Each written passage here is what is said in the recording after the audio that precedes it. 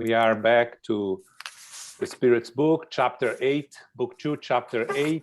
We started last week. We didn't go far on the subject sleep and dreams because, of course, there is always a lot to talk about, to discuss. So we still have some way to go. We just a recap for those that were not here last week. We discussed dreams and a reminder, a general reminder how dreams work according to what we learn in Spiritism. We have three types of dreams. The first one is the one that is very confusing. Nothing makes sense. It is our brain rehashing the day and things that worried on our mainly activities, and there is no major significance or importance on it. The second part, the second type of dreams, are dreams where our spiritual body is not far from our physical body, and our brain is physical brain is capturing a lot of what's happening, and we are able to remember parts of it, much of it, less of it, but parts of it, and they make much more sense than the first type. And the third type, and the one that it's more for those that prepare themselves better, that have some type of spiritual knowledge and understanding, is the one where our spiritual body, our perispirit, with our perispirit, our spiritual body, we go far away from our physical body. All the actions happen in the spiritual world. Our brain has no participation on it. So when the perispirit reunites with the physical body, it brings some, but very few impressions because the brain did not register. So most of the times we are not able to remember, or we remember very few aspects of it. And again, when we talk about our dreams, it's important to remember that our brain knows how, has our physical impressions and thoughts. So whenever we bring parts of our dreams, our physical brain connects the dots and may tell us a story which is not exactly what happened in the spiritual world. So a quick example, you dream that you met your loved grandmother and you had a very nice experience with her. That's true, you remember it. Now you start remembering details of your conversation with her, or the people you met, or things that happened, that you have to, I'm not going to say it's not true, it may be true or it may be not. So we have to be more, we need to be more careful with these remembrances in details, okay? So basically that's what we discussed last week, and we still have a lot of dreams, yes, a lot of questions here. So we can go back to what we discussed last week. Philip, 403, please. Why do we not always remember our dreams? Sleep is only rest for the body, and the spirit always remains active. The spirit is partially free while sleeping and communicates with loved ones in both this world and other worlds.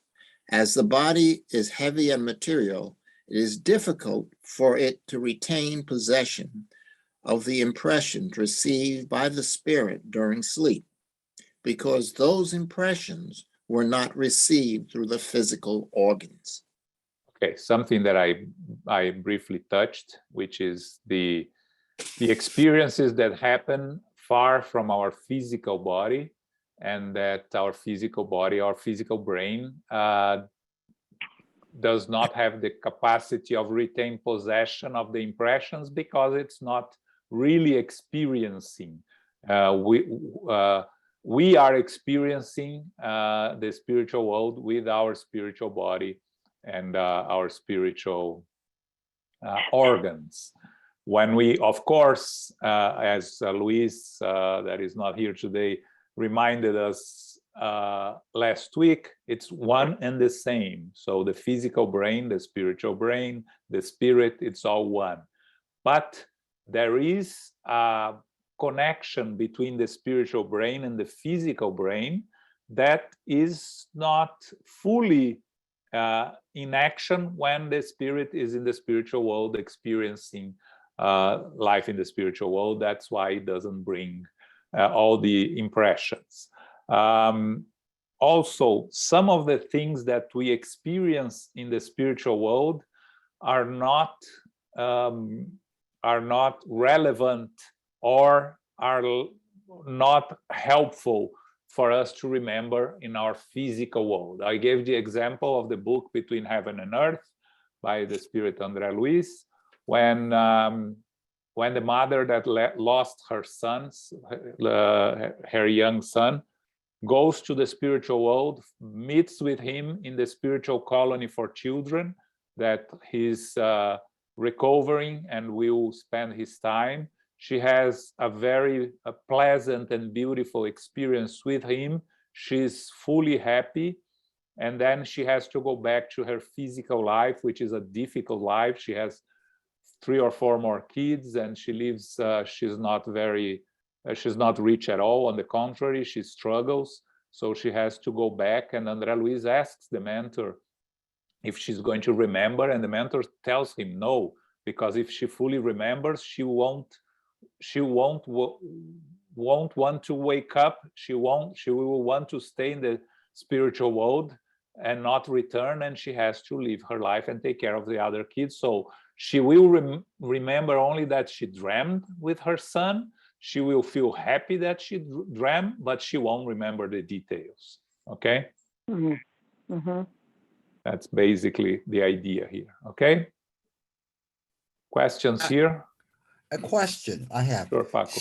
Okay, so impressions in the physical are always, either, I don't know if that's the right word, transferable or projected into the spiritual. Yes. But not all impressions in the spiritual can be projected or transferred into the physical. Correct. Exactly Okay. that. Yeah. Because when you are in fully functioning with your physical body, it's your spirit, perispirit, and physical body all working together. All working together, exactly. So, yeah. so it's transfer automatically. Yeah. The transfer. Yeah. When you are sleeping and you move away from your physical body is in a dormant state. It's not fully connected. Well, it is connected, but not fully connected to your spiritual body. Yes. Dani. So I remember my dreams every night. Yeah, I know you are the exception, one of the exceptions. Yes. And you were saying that the body is resting and the spirit. We move go. on. Yeah. So when I don't remember, which is rare, I wake up more rested. Like, I felt I slept. I think my computer is finicky today. I might be like in the middle of my question. Am I frozen now? No. No. Okay. I understand everything that you said. I heard. Okay. So since I remember a lot, of course, it's not exactly, it's confused and it's not necessarily super clear, but I feel like I dreamed the whole night, or I am experiencing everything in the spiritual world in my physical body, and then I usually wake up more tired than I think I should, since I slept, and I sleep a lot, so like long hours, or try to. So is that because my body is too connected and it can't let it go too much, and or the spirit is not too far away, it's too close, nearby? Yes. So the fact that you wake up tired and you remember everything means that most likely you are in the second category that I mentioned. You are not moving too far away from your physical body, and your brain is connected, and that you remember. The last question of this segment will talk about the physical body getting tired because of what happens in our dreams. The fact that you remember everything, for me, indicates that you are close to your physical body. The other experiences that you have, because I'm sure you do, you don't remember, and you think that you didn't have. That's the thing, right? Because they are not. You may have it. You mean the experience is further away? Yes. That I'm sure you have, right? Because we all here have. We are making an effort here on our spiritual involvement, so we all have. But the days you wake up more rested, you may not remember, but you went far away from your physical body. When you are tired, it's because you never moved away. And in the book Mechanisms of Mediumship, when André Luiz talks about dreams, he says that most of us in the population of Earth, most of us have the second type of sleep and dreams, because we are too much concerned and focused on our material life to be able to go far from our physical body. So we stay around our physical body with our material thoughts, and we end up not wasting the opportunity of having the better experiences in the spiritual world. This is all in a chapter called Dreams, Sonhos, Dreams, in the book Mechanisms of Mediumship, okay, by André Luiz. Okay. Anyone else? Okay. Next one, Paco. What should we think of the significance attributed to dreams? Dreams are not indications of the future, as is often alleged by fortune tellers. It is absurd to believe that a certain kind of dream reveals the occurrence of a specific event. However, they are indications in the sense that they present images which are real for the spirit, though they may have nothing to do with its present physical life. In many cases, dreams are a memory and sometimes an intuition of the future, if permitted by God, or the vision of something that is taking place in some other place to which the soul has traveled. Have you not heard of the many instances proving that individuals may appear to friends and family in dreams, warning them of what is happening to them? What are apparitions, if not the soul or spirit of individuals who are communicating with you? When you are certain that what you saw has actually taken place, is it not proof that it was not a figment of your imagination, especially if what you saw was something that you had not thought of when you were awake? Okay, so there's a lot of information in this question. Let's divide here and cover the different aspects. The first thing is very important. Dreams are not indications of the future, as is often alleged by fortune tellers. It's absurd to believe that a certain kind of dream reveals the occurrence of a specific event. Okay, so the way when you read these books about dreams, that if you dream that you had a toothache, you are going to something, you're going to lose a member of the family, I don't know, whatever, there's the explanations there. These are all nonsensical, okay? They are not true. Now, can we have premonitions in our dreams? Yes, we can. Can we see events that may happen in our future. Yes, we can, and humanity has been writing and talking about it since the beginning of times. The first recording writings of humanity already mentioned dreams and premonitions, and actually, I saw a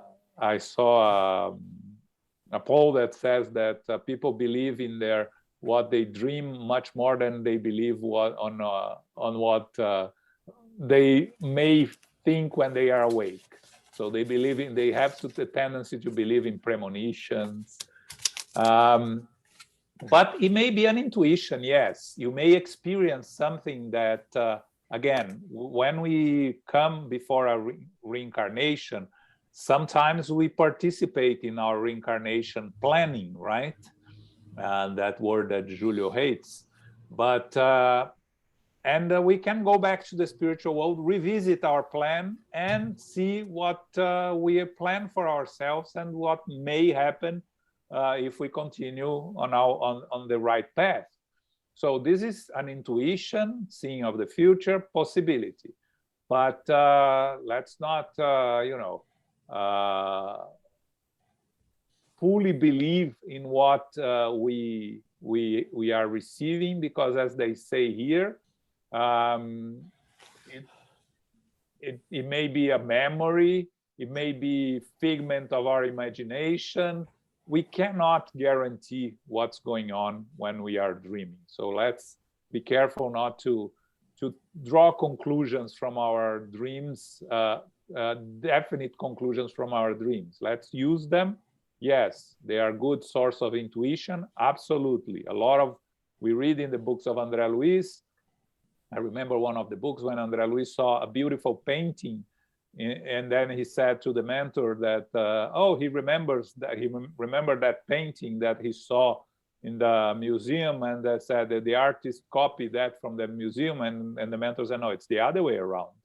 The painter came here and saw this painting and reproduced it when he was back in his awaken. So again, it can be experiences we have in the spiritual world that we are bringing here to the physical world and trying to reproduce or even reproduce, okay? We meet individuals. Yes, it's interesting when they say here, if not the soul or spirit of individuals. Reminder that in Spiritism we call soul the incarnated spirit, and spirits, errant spirits, when spirits are in the spiritual world. So we can meet incarnated friends or family in our dreams. We both can meet. There is in the book, In the Domain of Mediumship, the case of a lady that dreams that she goes to visit her sister that is in the process of discarnation, and then comes back and wakes up and said, my sister have died. And then later she finds out that that's true. So she went there, she met her sister was about to discarnate, and she remembered. So yes, we meet individuals also. And sometimes we bring back memories that experiences that will be useful for our daily lives. It's just a matter of how we interpret them and use them. For those that are interested in remembering their dreams, the recommendation is to wake up. When you wake up, to write whatever you are remembering, because if you leave to say, no, I'm sure I'll remember in the morning, we don't. Normally that's what's happened. So they recommend that you wake up and write, or say out loud what you had dreamed, because by saying out loud, your physical brain registers what you had just remembered. So then by registering it, you'll remember in the morning. Okay, well, if you have a partner that is sleeping next to you and you are speaking out loud, it may create some issues there, so you may want to write. Dani. I think now it's a good moment to show I did my homework. Okay, good. Luis is not here today, right? Yeah. Where is Luis? He didn't come? Luis? No, he He's didn't not come. here. So I'll he tell mentioned him. he mentioned the dream in 2000 years ago in the book, the manual's dream, Yes. right? As Publius Lentulus, and Oh, we that's talked true. about that, yesterday. So you were saying here, the question talks about that it might be a vision or a dream or a revelation, and in that dream or vision, he sees who he was, how he died, why he died in his past incarnation, and he also dreams or has this vision during this sleepy state that he was part of the, not of the plan, but the decision of his reincarnation.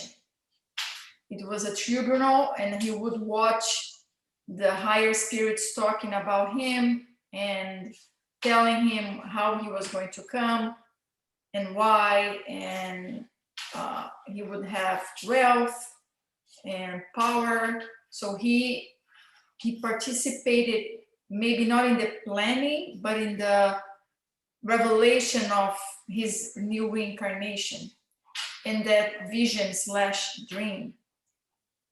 Yeah. But of course, he's Emmanuel.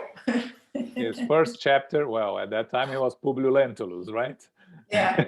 First chapter of not like us, like normal. Yeah. Well, he met Jesus and wasted the opportunity. We were probably throwing stones at Jesus at that time, so we were the ones, spitting at him through on the Via Crucis, right?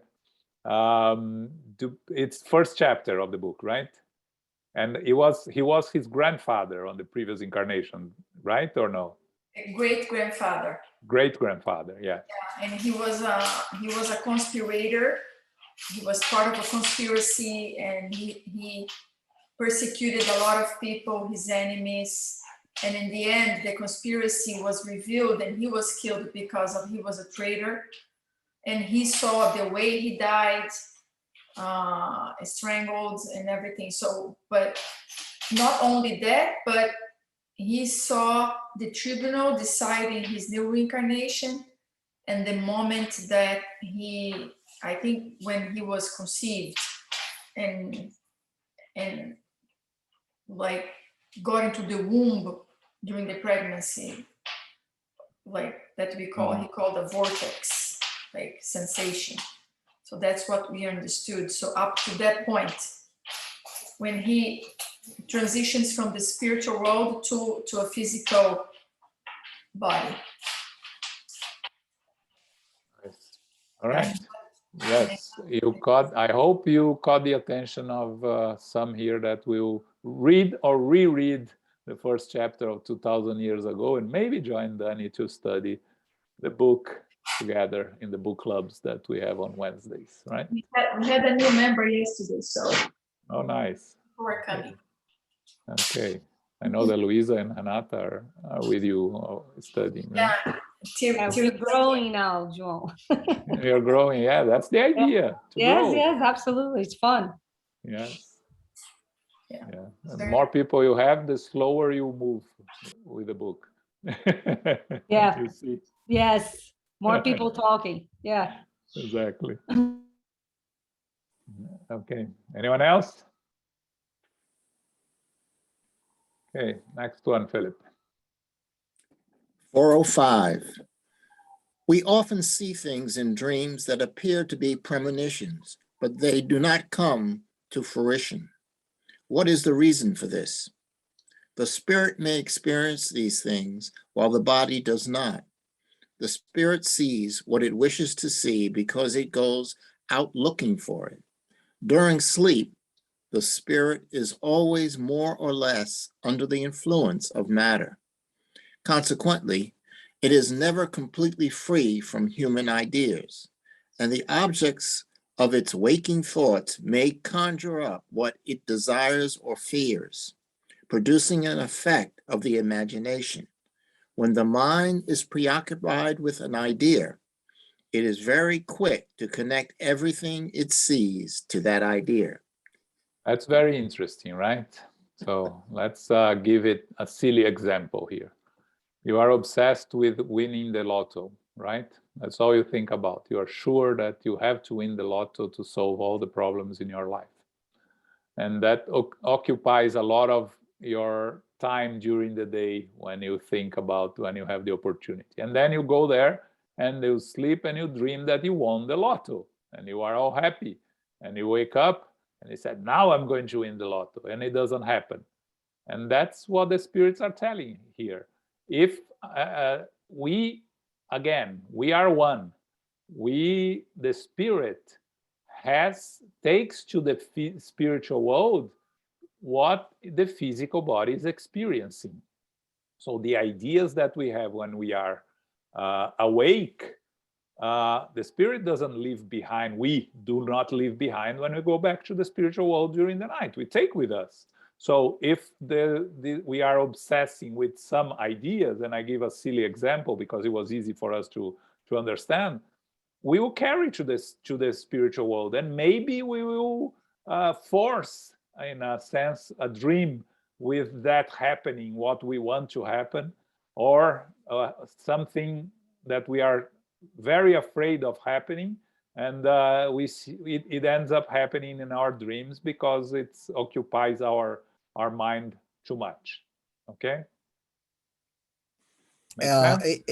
Yeah, it's like in physicality, we have that phenomenon called self-fulfilling prophecy also. It's more or less parallel to what you are describing. If we are expecting, let's say I'm biased and prejudiced, so I'm going to see behaviors that are biased in people because that's what I was expecting. Yes. So it's exactly. something, it's parallel. That even happens here in physicality. Yeah. Very good point, Paco. It's exactly that. Yeah. Okay. Okay, next. 406. When we see living persons whom we know quite well doing things in dreams that they would never dare do in reality, is it a mere effect of the imagination? That they would never dare? How do you know? Their spirit may visit yours as yours may visit theirs, and you do not always know what they may be thinking. Besides, in dreams, you often apply to individuals you know, and according to your own desires, what took place or is taking place in other existences. Okay. So here is a very interesting question, right? You go to sleep, you dream, and you meet someone doing things that are there. You know that individual, and you know that according to your understanding, they are not capable of doing it. There are two things here, right? Two parts. First, maybe we are projecting on them what our inner thoughts and desires, and because we are maybe embarrassed, maybe afraid, maybe some other things of us doing those things, we project on others, and others do those things. This is one side. The other side that it's also very important is when the physical body imposes restraints according to what we believe society expects of us. So we are the only ones that know our deep tendencies, desires, and imperfections.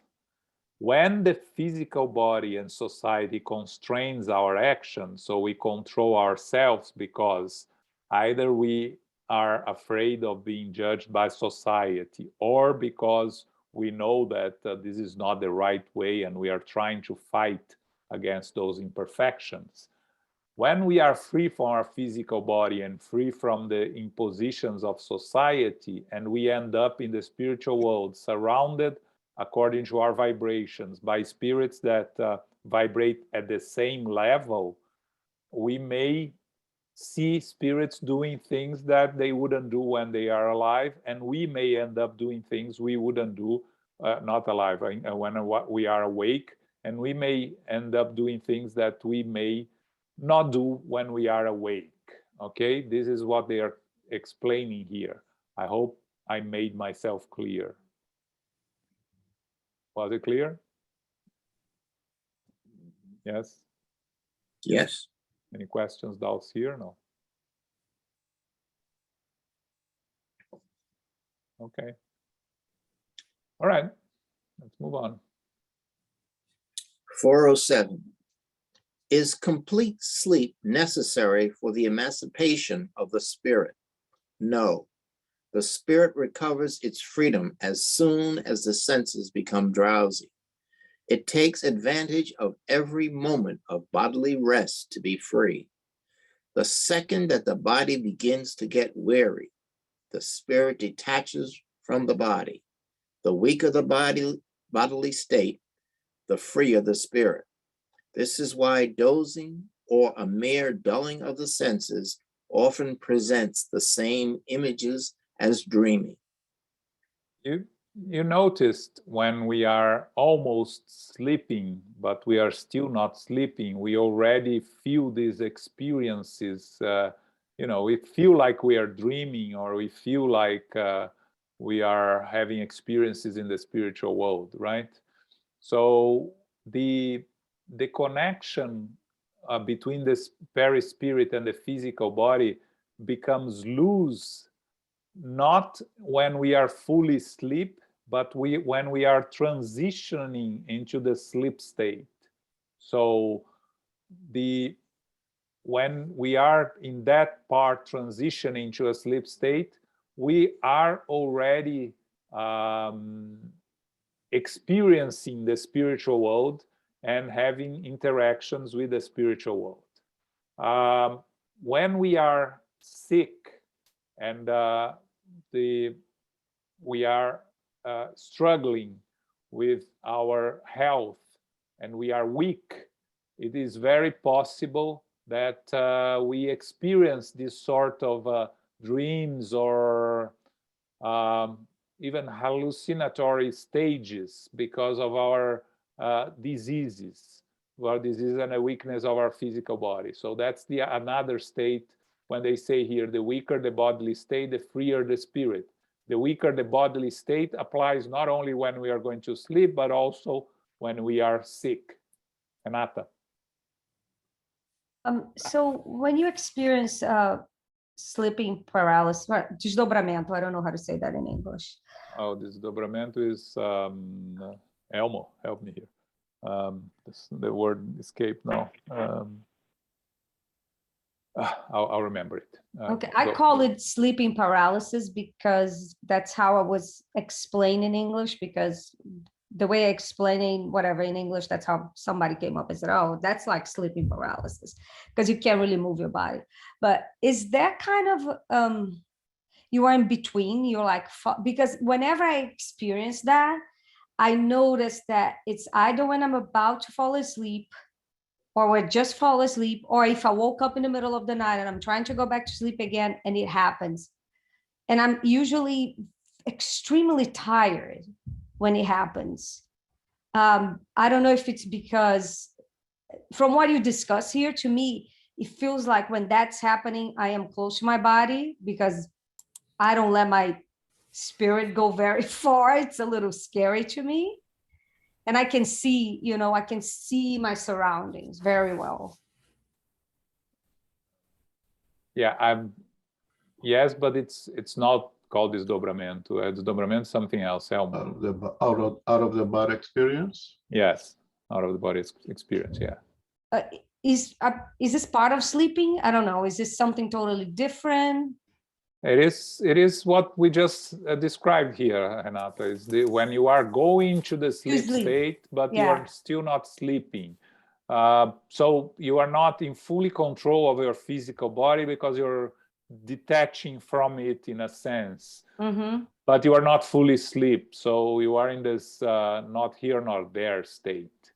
But desdobramento is something else. Is when we go to the spiritual world and has experiences there, and you come back and report. No. I'm talking about things that happen right here. It to me, it's very scary, and I pray, so I go back to my body. It's like, so I feel like I go back and I wake up. Elmo? Yeah, I'm not very familiar with these experiences.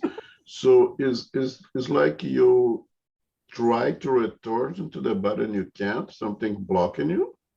Well, I can't move, right? So I feel like, say I'm lying on my back. You can't move, or your body can't move?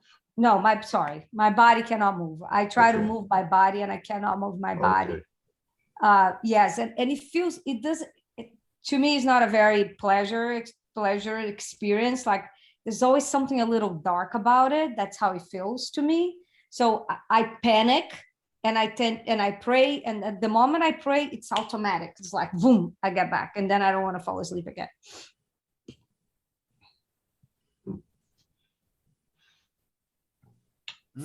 Yeah, I'm sorry, I can't help you. Yeah, I'm not sure also what It's not good. Yeah, my interpretation here is that it's the type of experience of the second type of dream, which is when you are close to your physical body, and that's why you come back. But the experiences you are having, according to what you are describing, are unpleasant experiences, and for some reason, and your reaction is try to go back to the physical body, to reconnect to the physical body as quickly as possible. But exactly why it happens, I'm not sure also. Okay. I have a question. Sure, Paco. It says here, the spirit recovers its freedom as soon as the senses become kind of, shaky or drowsy. Now, am I to think that the spirit is constantly trying to free itself from the body? Yeah, you missed last week, right? The first, the first question is, and let me go back there so you can see what the spirits say here. Does an incarnate spirit willingly reside in its physical envelope? It is as if you asked if a prisoner likes to remain locked up in prison. The incarnate spirit endlessly pines for its freedom, and the more rudimentary its envelope, the more it wishes to be rid of it. Got it. So that's what happens. Our true home is the spiritual home. So even unconsciously, completely unconsciously, we want to go back there. So any opportunity we have, we try to have that. I was ready Monday, you know that. Oh yes. Yeah, but then when the time comes, we don't want to go, right? We want to go. I was willing to go. Thank you. Anyone else? Okay. 408.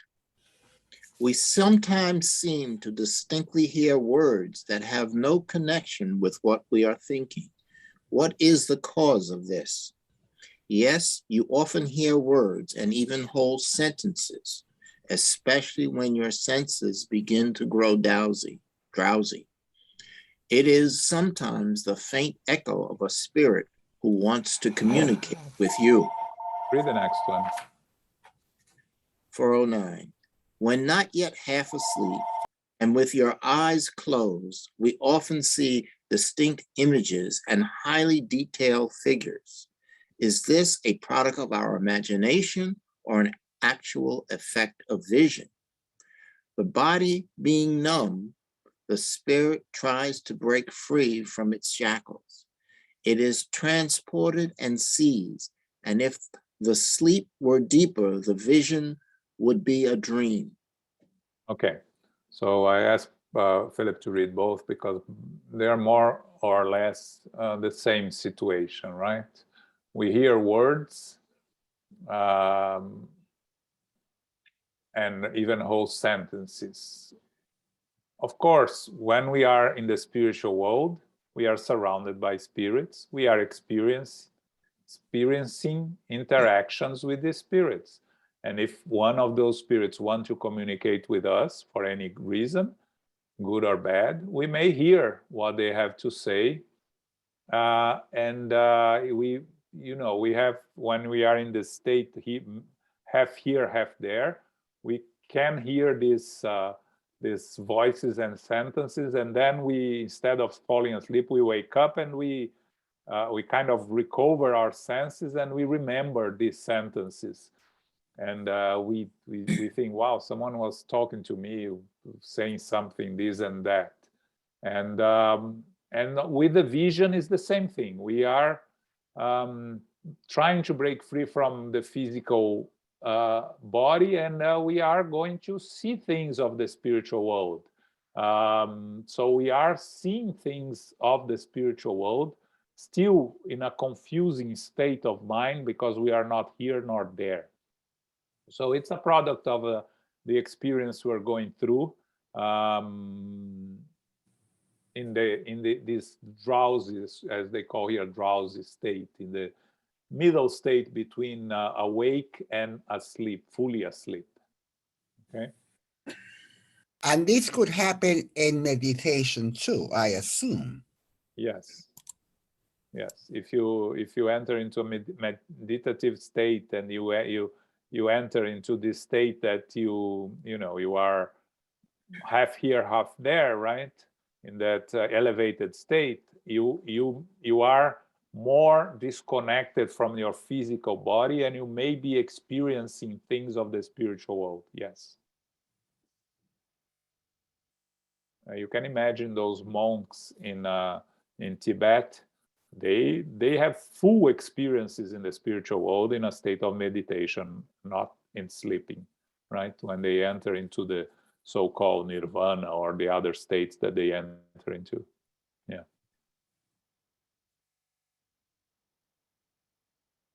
Okay. All right. Oh, Yes, Dani. so this would not be similar to my case, like the body's closer to this, the spirit's closer to the body. No, you are talking about fully asleep dreams. Fully asleep, yeah. Now, here we're talking about the middle ways, the state between sleep and awake.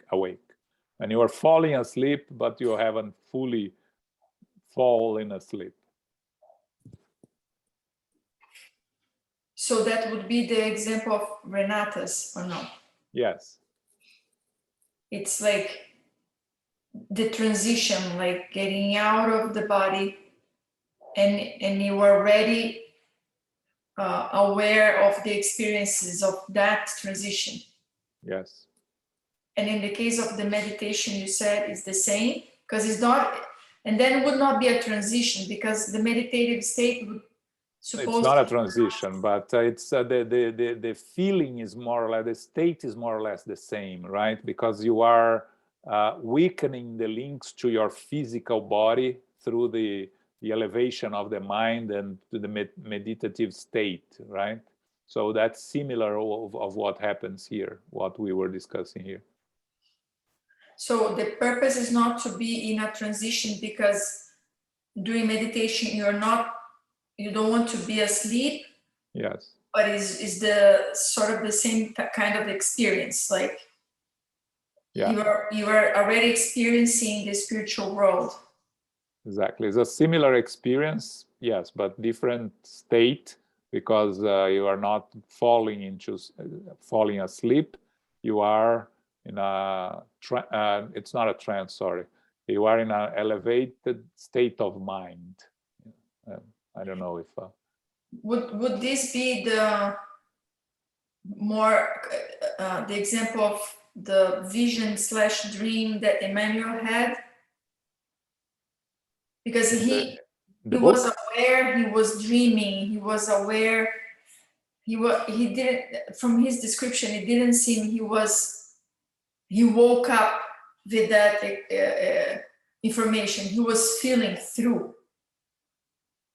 I Or don't know, but it's possible. It's possible that he was, it's likely that he was seeing his previous existence like in a movie, right?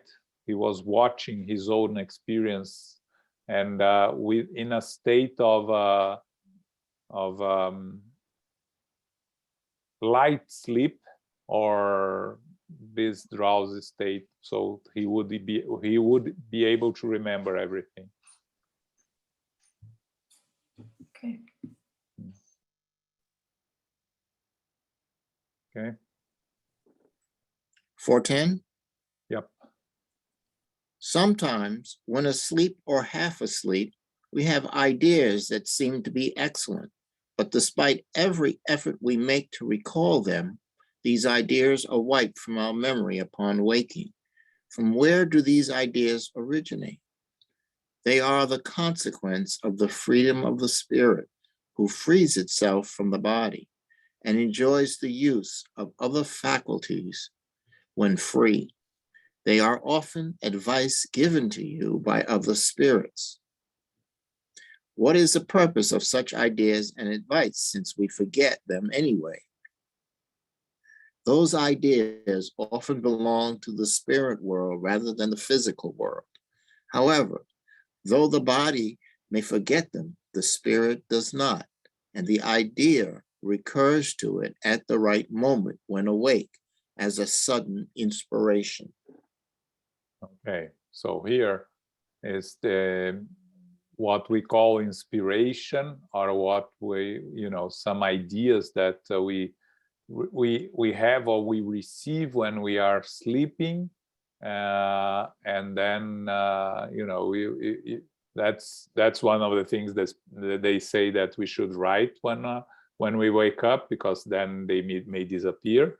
But the thing is every experience we go through here in the physical body or in the spiritual world detached from our physical body, it's recorded by our spirit. Even if it's not brought back to the physical brain and the physical body, it's not discarded. The spirit has it. So it may be brought to the physical brain as an inspiration, as a distant memory, as an idea when we need it at the right moment. So nothing is lost. Even if you don't remember anything,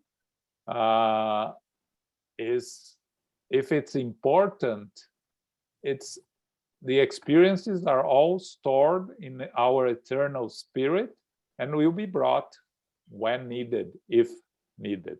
Sometimes they won't. Let's go back to the woman, the mother's dream with her son. She will not remember it, completely remember, because it will cause more harm than good to her. So the spirit, the immortal spirit, will retain that memory and will be able to access it later if needed. But her incarnated physical body won't be able to remember because it doesn't help her at that moment. Okay, so nothing is lost. That's what's important to remember here. Okay.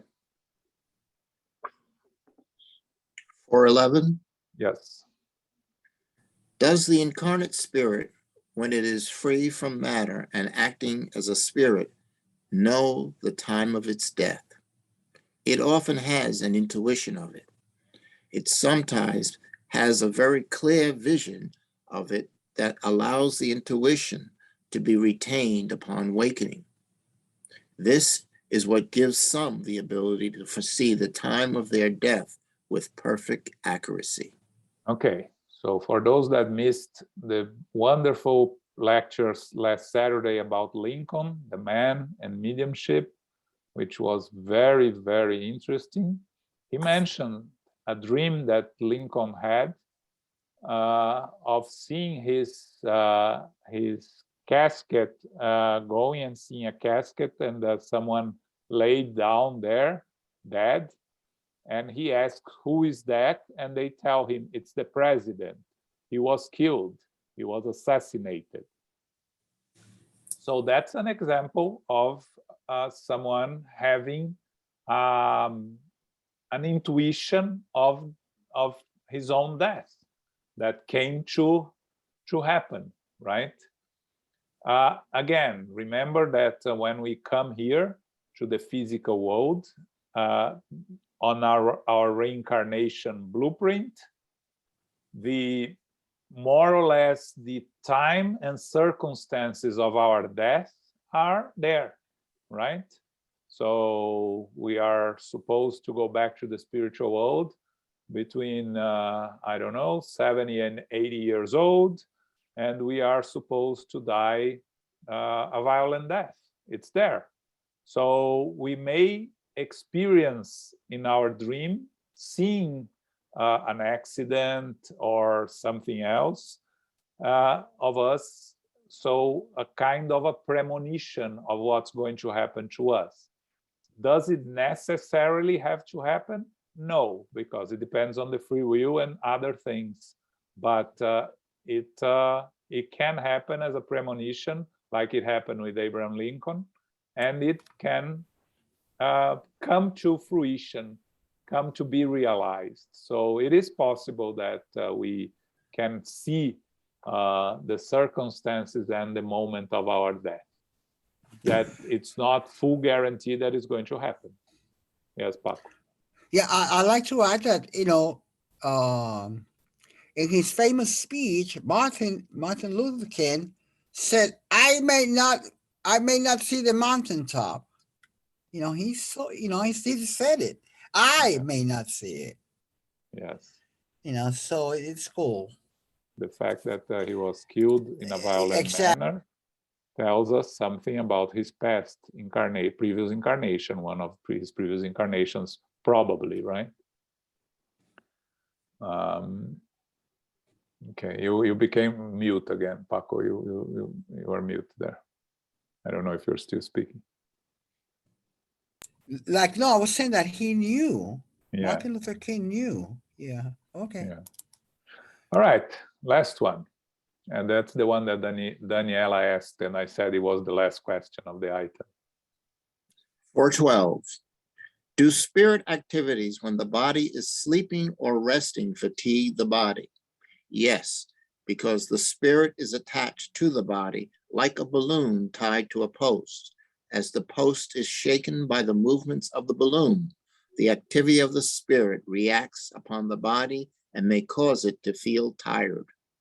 See, Danny, that's your question there, answered by the spirits, right? But it's important to say it may cause it to feel tired, not necessarily. If our experiences are close to the physical body and our physical body is experiencing our activities, it may feel tired. Remember the story I told you last week about the guy that woke up completely gray from an experience he had in his dream, that he went down a mine that he was supposed to visit the following day, and he dreamed that the elevator that was taking him up collapsed, and he was about to die, and his scare was so big that his hair turned gray. And the interesting part of it is that he completely described the mine. He was an engineer. He fully described the mine without ever being there. He was supposed to go the following day. So part of the dream was his experience there. The part that was not true was him dying there, because he did not. But the experience, again, he was there sleeping by the mine. He was having the experience close to his physical body, and it affected his physical body. He turned gray overnight because of the fear that he experienced. So we may feel tired because of our experiences in the spiritual world, but is watching a nice lecture, having enlightened experience in the spiritual world, our body won't feel tired when we wake up in the next morning. Okay. Okay, we're done with dreams, sleep and dreams. It's always a fascinating subject, and I hope we cleared our doubts. And next week we move on to spirit visits of living individuals, meaning our meetings during our sleep with living individuals. They are not dreams, but they feel like dreams when we are dreaming, but we'll see next week, okay?